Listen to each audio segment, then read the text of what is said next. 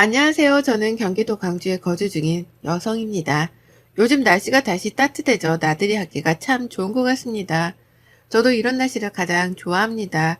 너무 자세히 제 소개를 하면 혹시 알아보는 사람이 있지 않을까 짧게 소개를 드리자면 저는 오랫동안 10년 넘게 요식업에 근무를 하다 이제는 조금만한 제 일을 시작하고 싶어서 그만두게 된 케이스입니다.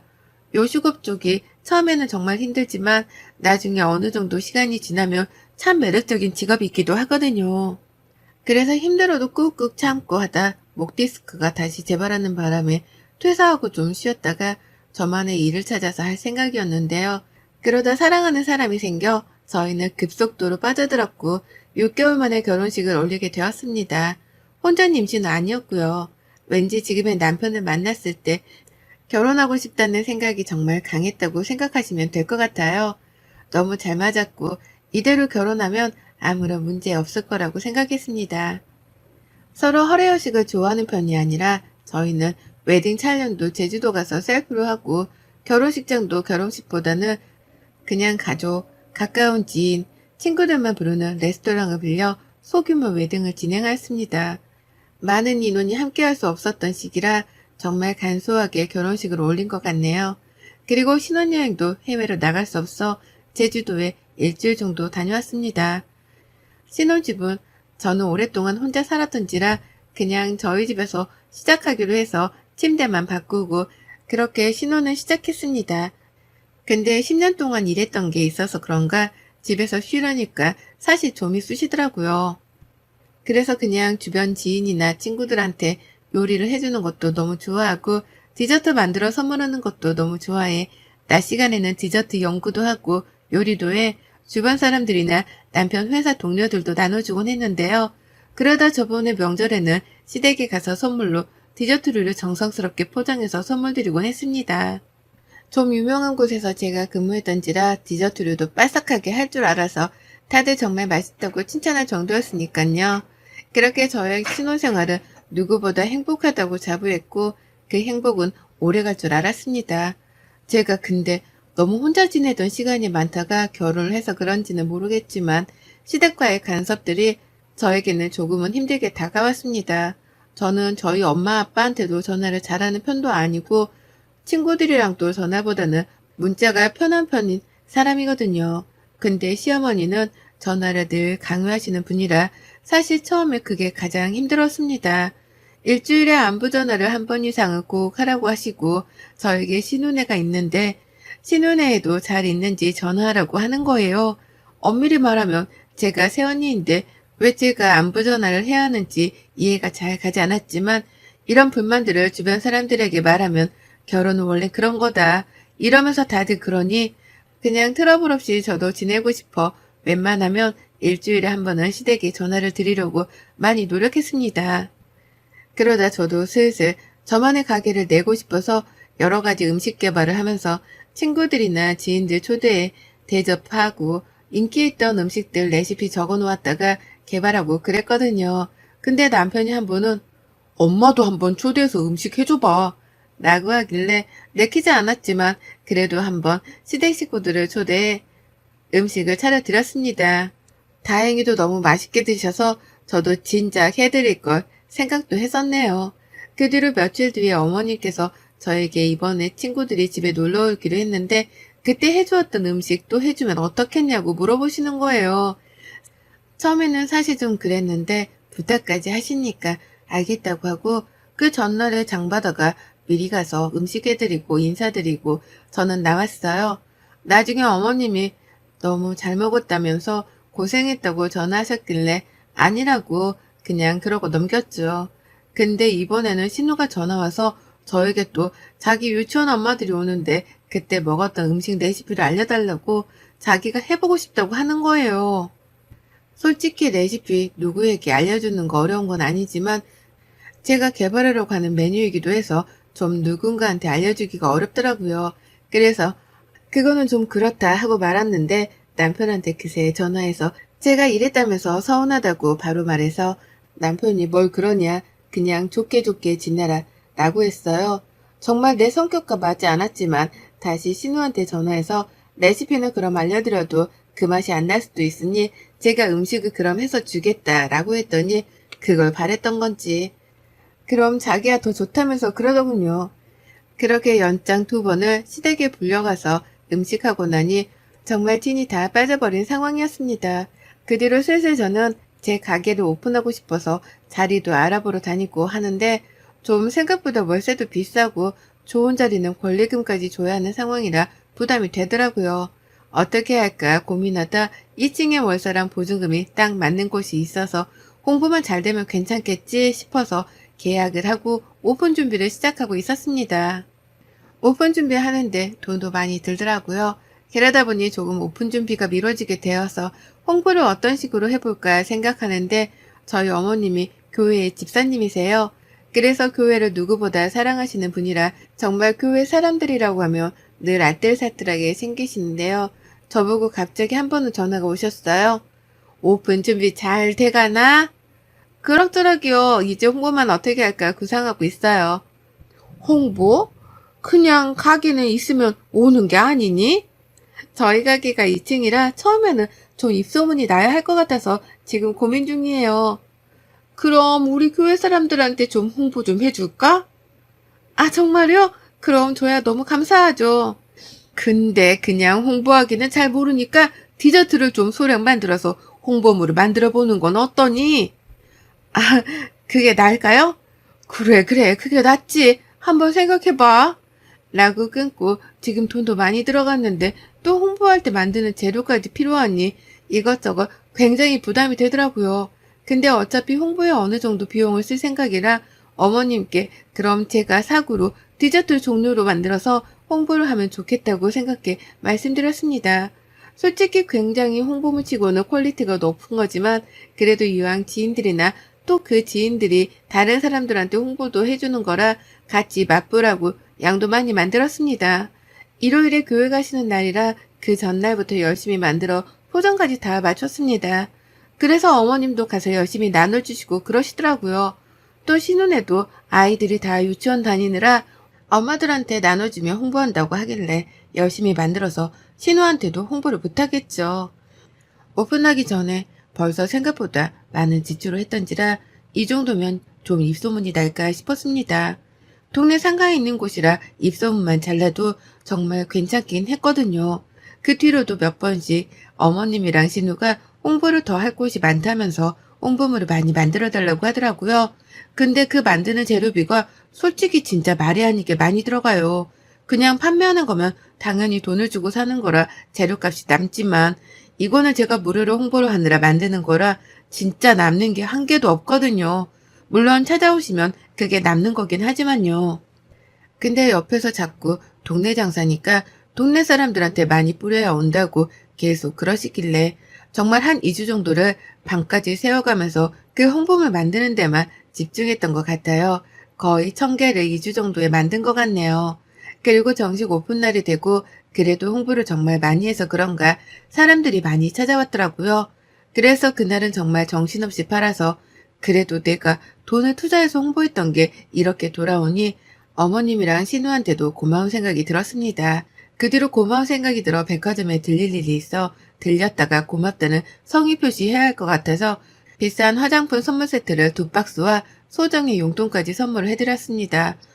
뭐 한 것도 없는데 좋다고 고맙다고 하길래 저도 그래도 가족밖에 없구나 싶은 생각도 들었습니다. 그렇게 오픈하고 나서 굉장히 장사가 잘 되었어요. 단골 손님들도 벌써 생기고 대량으로 주문하는 분들도 있어서 정말 바쁜 나날들이 흘러갔죠. 근데 어느 날 어떤 한 손님이 오더니 저보고 대뜸 그러는 거예요. 이 가격이 지금 맞아요? 라고요. 그래서 제가 네. 저희 늘 쭉 이 가격으로 판매하고 있었어요. 아닌데 이 가격보다 더 비싸게 저는 사 먹었던 것 같은데 오픈 후에 더 싸진 건가? 라고 하는 거예요. 그래서 제가 다른 데와 혹시 헷갈리는 게 아니실까요? 저희는 오픈 때부터 이 가격으로 판매해서요. 아니에요. 그때 제가 분명히 여기 로고랑 함께 받아서 한 1,500원은 더 비싸게 주문해서 샀던 것 같은데요. 네? 언제요? 오픈하기 전이라고 판매하는 거라고 하셨는데 한 2, 3주 전쯤이에요. 근데 그때보다 싸져서 더 좋네요. 많이 파세요. 하고 가시는 거예요. 그래서 헷갈리셨나? 그때는 너무 바쁘고 정신도 없고 해서 넘겼는데 갑자기 또 어떤 손님도 전에 손님이랑 비슷한 말을 하시더라고요. 그래서 제가 또 물어봤죠. 언제쯤 사셨냐고요. 아, 내가 그때 한번 먹어보고 맛있어서 또 주문해서 샀는데 그때는 정식 오픈을 안 했다고 가오픈이라 이렇게 구매만 된다고 해서 샀었는데 그때는 진짜 더 비쌌던 것 같아. 그래서 비싼데 맛은 있구나 싶었는데 싸게 파니 지금 사 먹기가 더 좋네. 라고 하시는 거예요. 그래서 그 손님한테 혹시 누구한테 사신지 기억이 나냐고 물었습니다. 아, 교회 가는 집사님한테 구매했어요. 라고 하더라고요.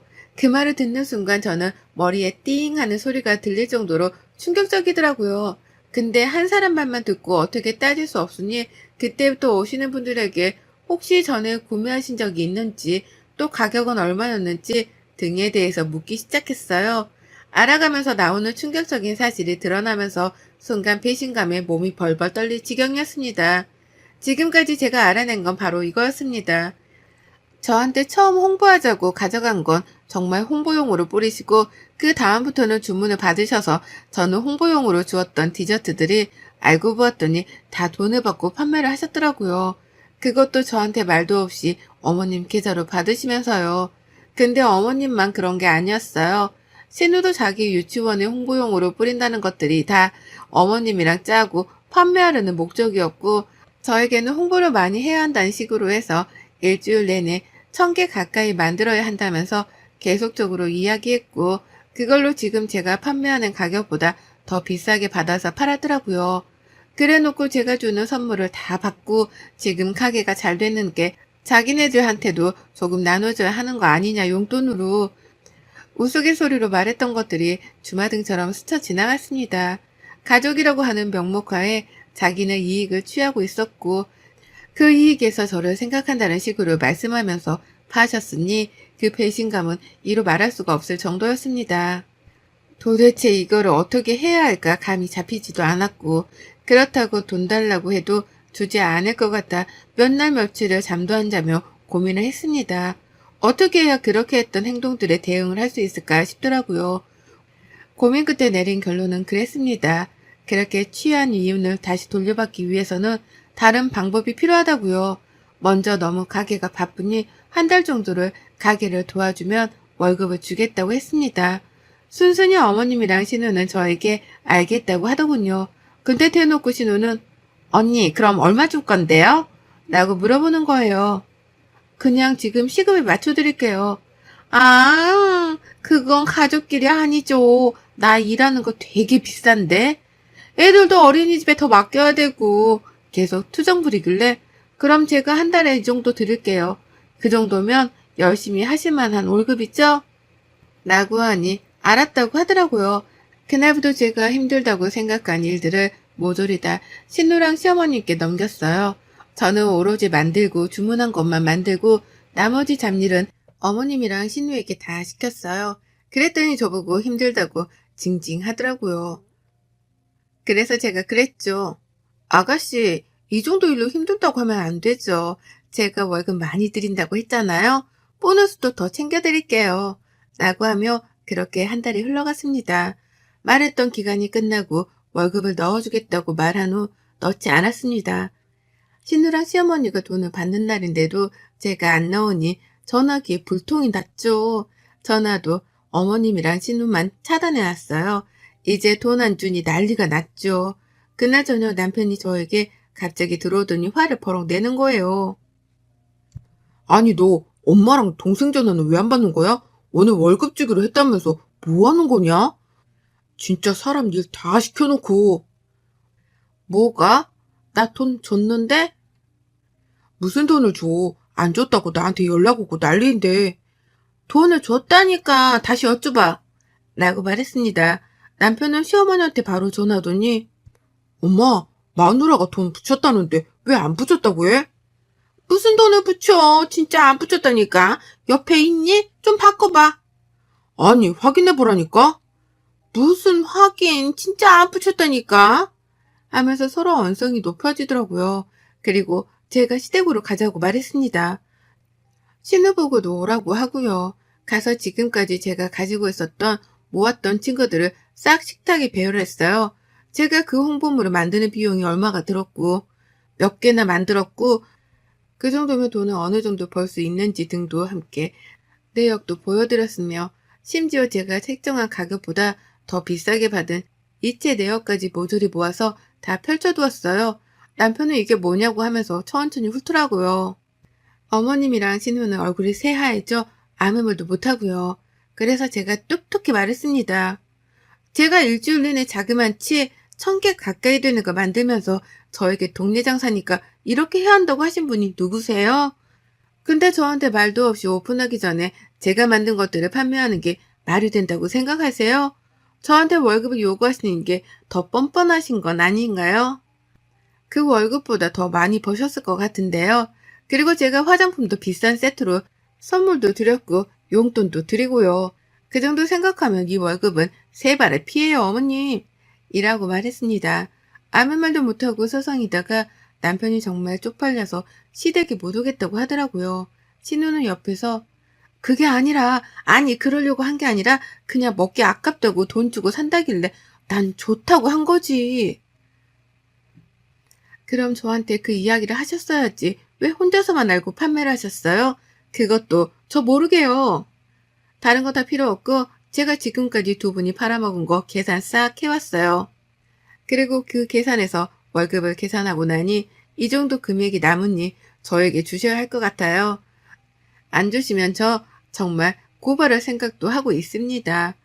남의 제품 말도 없이 팔다가 자기가 이익 다 취한 걸로 진짜 소송 들어갈 테니 각오하세요. 아니 얘야, 우리가 그 정도 돈이 어디서 나니? 그리고 가족끼리 무슨 또 돈을 우누네. 그냥 미안하고 이번만 넘어가자. 뭘 이번만 넘어가요. 제가 드린 용돈, 화장품 선물 세트 판매하시면서 받은 돈 다 주세요. 월급 드린다고 말씀드렸잖아요. 언제 제가 안 드린다고 했어요? 신우는 그제서야 상황 파악이 되는지 미안하다고 자기 그런 돈 없다고 갑자기 어디서 나냐면서 그러더라고요. 그거는 알 바 없고 알아서 구해서 주셔라.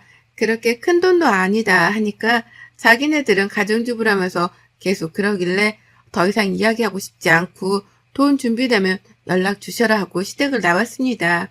집에 와서 남편을 지금까지 왜 말 안 했냐고 자기한테 말했으면 자기가 조치를 취했을 텐데 라면서 이야기를 하길래 말하면 뭐가 바뀌냐고 했어요. 말했으면 오히려 적반하장으로 나올 것 같아 몇 달 동안 그 증거들 모으느라 힘들었다. 그래서 아예 빼도 박도 못하게 하기 위해 기다렸다고 했습니다. 며칠이 지난 후 어머님이랑 신우가 저를 찾아왔더라고요.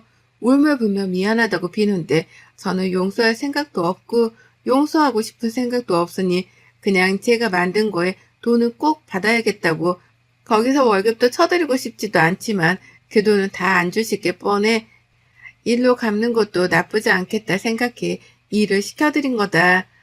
그게 제 배려였다고요.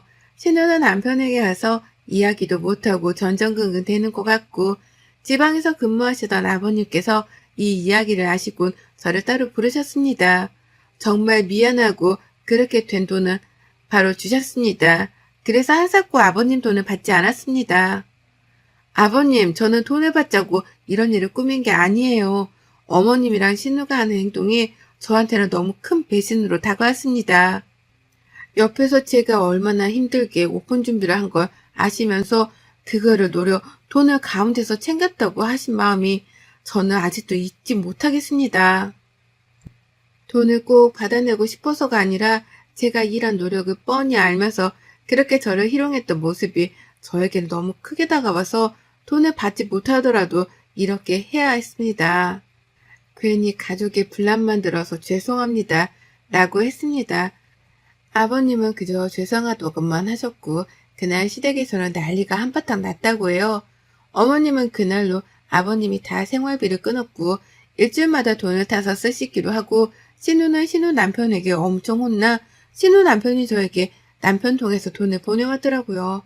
그 뒤로 저는 시댁에 가지 않습니다. 남편도 저에게 가자고 말하지 않고 자기도 가지 않습니다. 지방에 근무하시는 아버님은 서울에 올라오면 종종 뵙지만 어머님이랑 신우랑은 연 끊고 산지 어느덧 몇 개월이 흘렀네요. 다행히도 제 매장은 잘 돼 이번에는 큰 곳으로 가려고 준비 중이고 어머님이랑 신우는 집에서 꼼짝없이 나오지 못하고 치과 생활 중이라고 해요.